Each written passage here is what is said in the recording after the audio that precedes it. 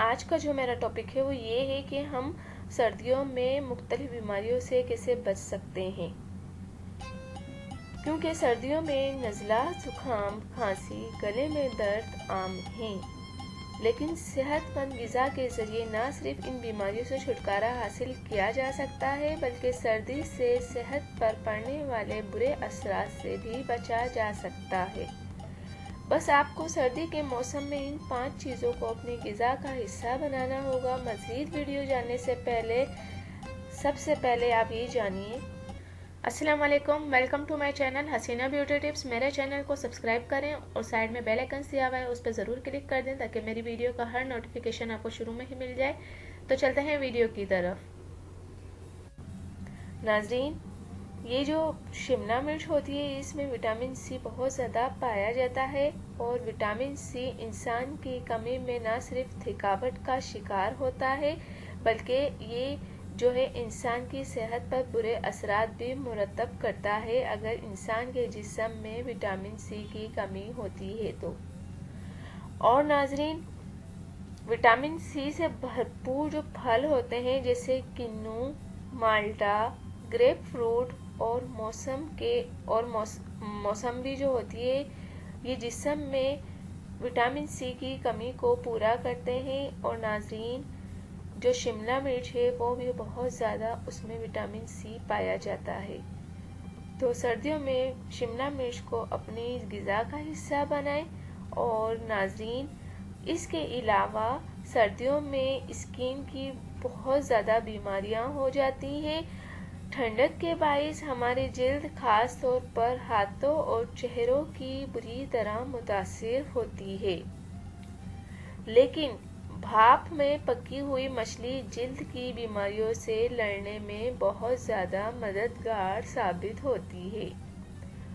اس کے علاوہ ناظرین، جلدی بیماریوں کے لیے مچھلی جو ہے بہت فائدہ مند ہے، اور اس کے علاوہ جو مچھلی ہے وہ آنکھوں کی بیماریوں کے لیے بھی بہت زیادہ مفید ہے۔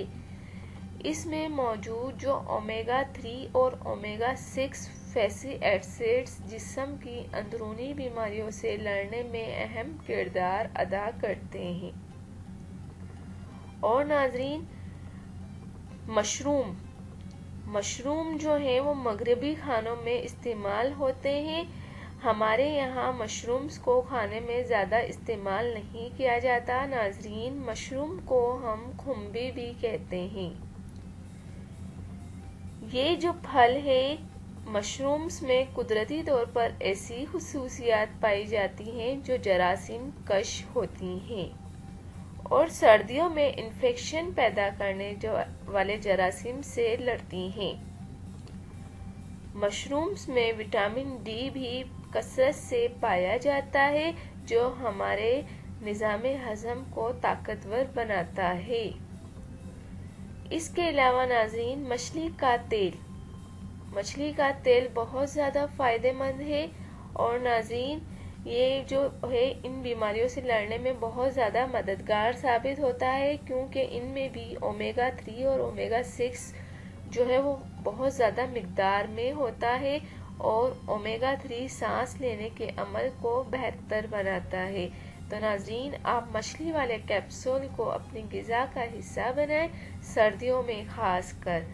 اس کے علاوہ دال چینی میں شامل اینٹی آکسیڈنٹ جسم کا میٹابولزم بڑھانے میں اہم کردار ادا کرتے ہیں اور یہ نظام ہضم کو بہتر بناتا ہے، لہذا دال چینی سردیوں میں کھانے کے دوران پیش آنے والے پیٹ کی بیماریوں سے محفوظ رکھنے میں اہم کردار ادا کرتی ہے۔